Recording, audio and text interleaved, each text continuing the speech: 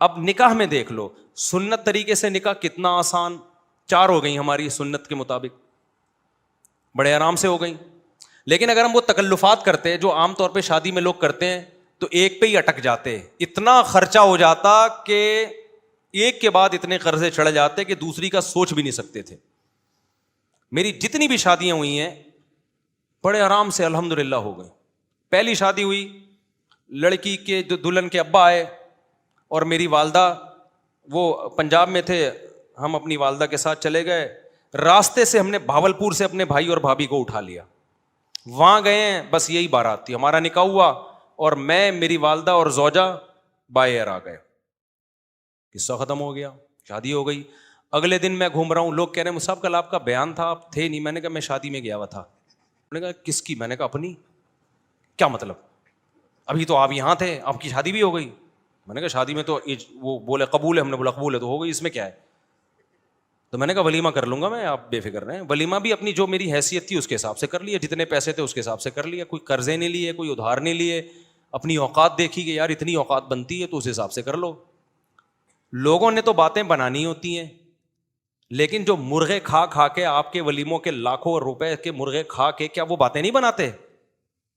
کیا وہ یہ کہتے ہیں بڑا سخی ہے؟ نا نا نا نا, ذرا سی ایک بوٹی بھی کچی نکل آئی نا, آپ کے کروڑوں روپے برباد ہوں گے.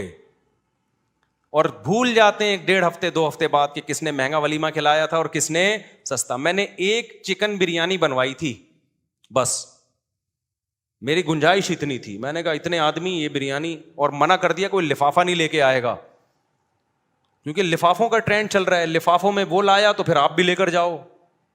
ابے بھائی لو ہی نہیں, نہ لے کے جاؤ نہ لو. منع کر دیا کوئی لفافہ شفافہ نہیں ہوگا, تمیز سے کھاؤ, پتلی گلی سے نکلو. ایک نے کہا بوٹیاں گلی نہیں تھیں, ایک صاحب نے کہا صحیح طرح گلی نہیں تھی. تو میں نے کہا ہمارے بس میں جتنا گلا سکتے تھے ہم گلا دیے بھائی, اس سے زیادہ ہم سے نہیں ہوتا تھا.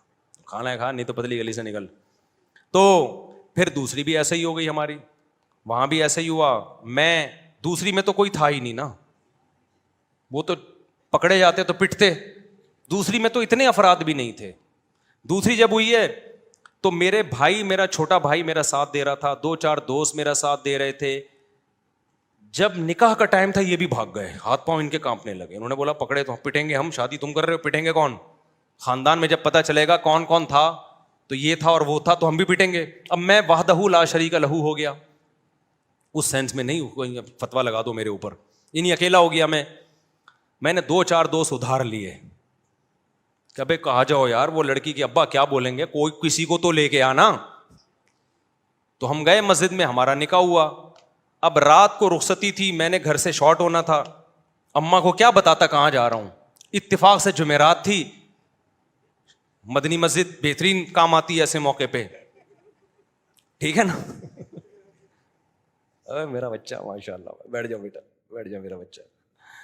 تو جمعرات کو بہترین آپشن تھا میرے پاس کہ جمعرات ہے بھائی.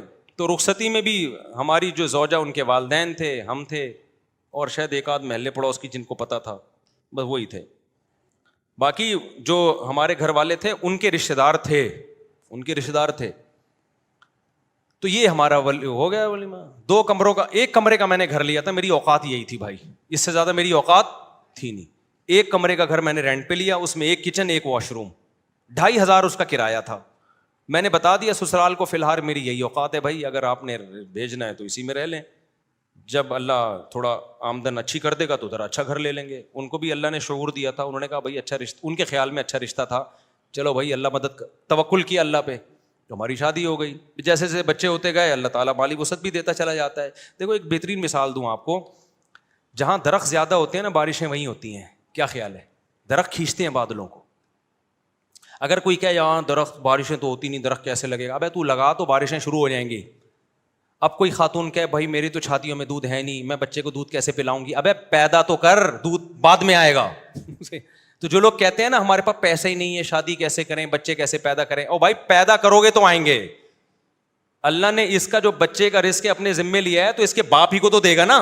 ڈائریکٹ بچے کی تھوڑی جیب ہوتی ہے جس میں اللہ پیسے ڈالنا شروع کر دے. تو ہم نے اس فلسفے کو ہم جانتے تھے بھائی ابھی تو پیسے نہیں ہے, جب شادی ہوں گی بچے ہوں گے تو پیسے بھی کیا ہوں گے, آ جائیں گے. فی الحال 1 کمرے کا گھر میں کرائے پہ لے سکتا تھا, 1 کمرے کا گھر ہم نے لے لیا.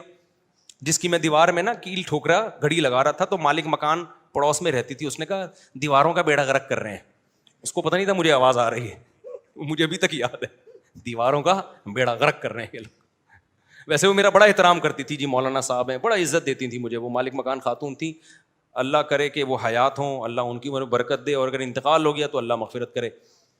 تو بڑا عزت دیتی تھی نا مجھے, مولوی صاحب ہیں ماشاء اللہ. ان کو نہیں میں نے بتایا تھا میری دوسری ہے, ورنہ کرائے پہ گھر ہی نہیں دیتے. دوسری کر کے کرائے پہ گھر مانگو گے مالک مکان نہیں دے گا. ان کو ہم نے نہ یہ بتایا, وہ سمجھ تھی پہلی عقل مند آدمی لگ رہا ہے تو پہلی ہی کر رہا ہوگا. تو وہ بڑا عزت تھے ماشاء اللہ بیٹا. تو وہ ویسے ان کی دیوار ہمارے بالکل ساتھ لگتی تھی, آوازیں آتی تھی, تو میں کیل ٹھوک رہا ہوں کہیں دیواروں کا بیڑا غرق کر رہے ہیں. مجھے بڑا اچھا لگا ان کا یہ جملہ. خیر, تو اسی طرح بھائی ہماری سادگی سے ہو گئی نکاح. پھر ہم نے تیسری بھی اسی طرح کر لی. وہ کیسے ہوئی تھی ابھی مجھے ساری شادیاں یاد نہیں ہیں کہ پوری ڈیٹیل, وہ بھی ایسے ہی ہوئی تھی, بلکہ وہ تو اتنی آسان ہوئی تھی. ہم بیٹھے ہوئے تھے تو جو ہماری زوجہ ان کے گھر والے تھے انہوں نے کہا کہ بھائی کیا خیال ہے, پھر مجھے پورا جو ہے نا معلومات لیں کیا آمدن ہے. میں نے کہا بھائی یہ ہماری آمدن یہ ہے ٹوٹل یہ ہے, تو اسی میں 2 ہیں تو اور چل ہی رہا ہے اللہ کا شکر ہے. تو انہوں نے کہا بھائی بندہ, ان کا خیال تھا بندہ صاف بات کر رہا ہے, کوئی 2 نمبری نہیں ہے. تو وہ علماء کا خاندان تھا. وہ کون تھے؟ وہ علماء تھے. تو جب بات طے ہو گئی انہوں نے کہا ہمیں قبول ہے, تو میں جب اٹھ کے جانے لگا تو انہوں نے کہا کہ بھائی ہم مولانا لوگ ہیں, ہم لوگوں سے کہتے ہیں کہ نکاح سادگی سے کرو, آسان بناؤ, تو اب یہ کیا کہ 6 مہینے بعد نکاح ہوگا اور یہ ہوگا. بس جب بندہ پسند ہے نا سب کو, انہوں نے کہا ہاں بھائی نکاح پڑھاؤ یار.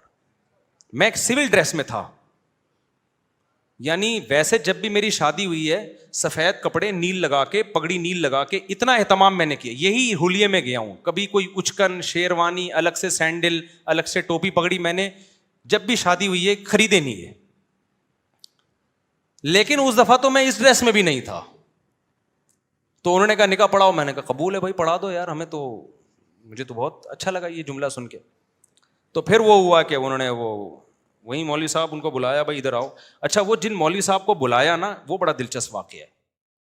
وہ جن مولوی صاحب کو بلایا ان سے میری 3-4 سال پہلے, یعنی یہ شادی جو ابھی ہونے جا رہی تھی اس سے 3-4 سال پہلے بحث ہوئی تھی 2-3 شادیوں پر. وہ تبلیغی جماعت کے تھے. اب پورا نہیں بتاؤں گا میں کون تھے, وہ چھوڑو, پھر وہ آپ سمجھ جائیں گے, مناسب نہیں ہے. میری بڑی بحث ہو رہی تھی کہ اس زمانے میں 3 شادیاں کرنی چاہیے. وہ کہہ رہے تھے نہیں 1 کرنی چاہیے. اس پہ بڑی ہماری نا 1 گھنٹہ ڈیبیٹ ہوئی کہ نہیں 2 نہیں کرنی چاہیے. کیا ہوا, فون کر کے جب بلایا نا تو وہی نکلے. ابے انہیں کہا تیری شادی ہو رہی ہے ہمارے ہی خاندان میں؟ ابے تو بڑا ہوشیار نکلا, ہمیں سمجھا رہا تھا اور ہمارے خاندان میں گھس گیا. پھر بڑا خوش ہوئے, بڑی شاباش دی. خیر نکاح پڑھایا انہوں نے. میں سمجھا پا رہا ہوں اپنی بات. تو ہر شادی ہماری اسی طرح ہوئی ہے. تو اس طرح سے 4 ہو سکتی ہیں جس طرح سے آپ لوگ کر سکتے ہو. ایک شادی کمر توڑ دیتی ہے آپ کی, اس میں اتنا خرچہ